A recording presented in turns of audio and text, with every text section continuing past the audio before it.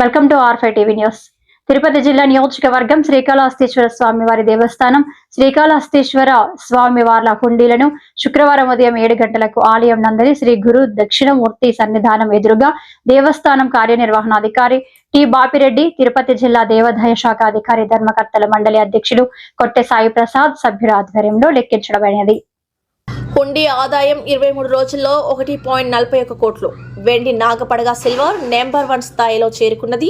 వివరములు క్రింది పట్టికలో తెలియజేయడమైనది.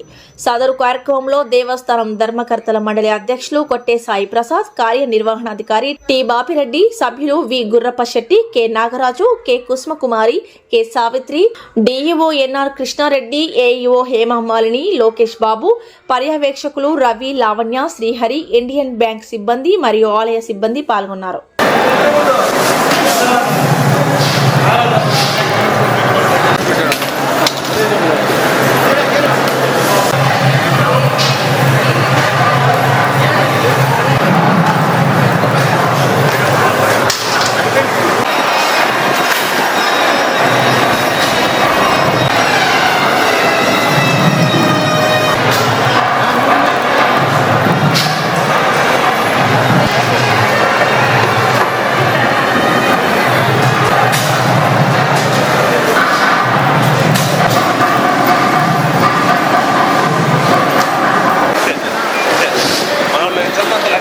Lagi